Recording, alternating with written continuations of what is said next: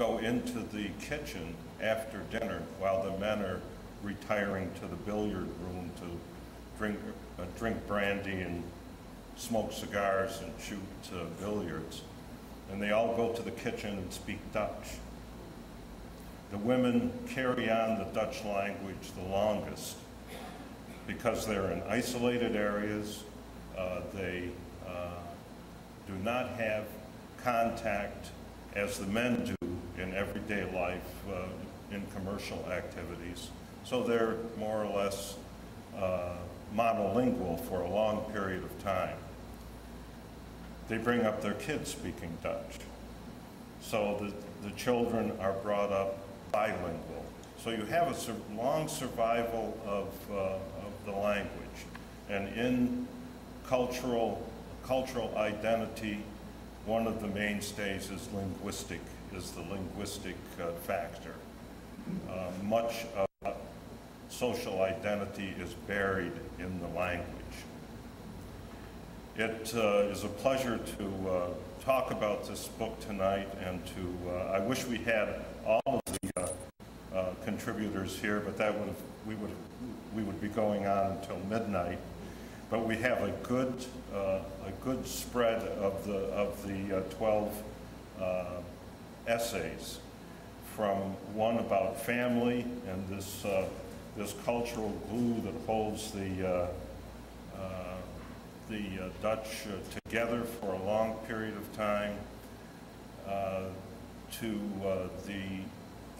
a minority group in the Netherlands, the Jews, the arrival of the Jews, dispelling myths about the 23 Jews who come from Brazil, which you should find interesting.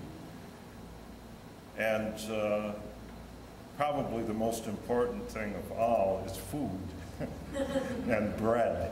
Bread was the staff of life in that period of time. People ate bread and something with it. Here we eat something else and maybe bread.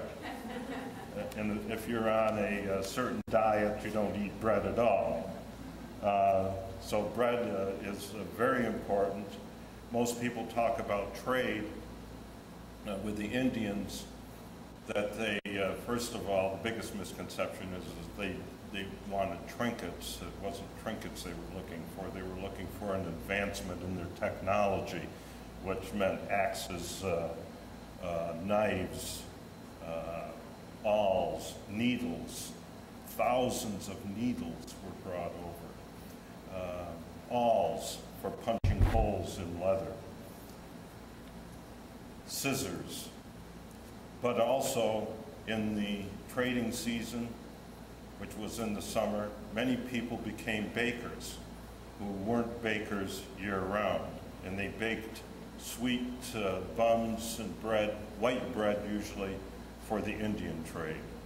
And this is very important to understand. Regulations were passed against this for part-time bakers for a period of time, and we'll hear more about it when Peter talks. Now, the first speaker is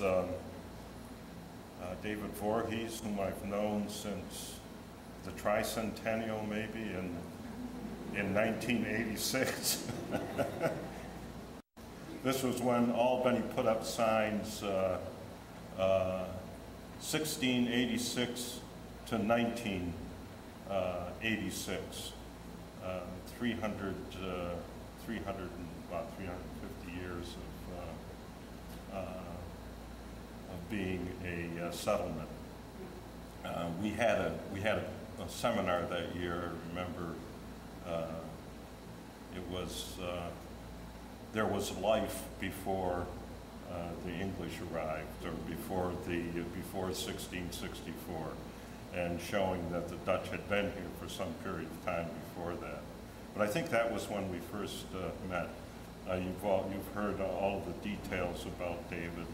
His most important occupation, I think, is the editor of the Halve Maen, but he is also the editor of the Leisler papers, the Leisler papers, which is also very important. David?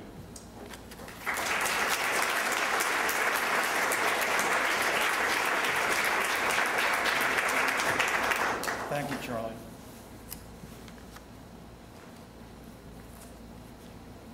With the quadricentennial celebration of the Dutch influence America and its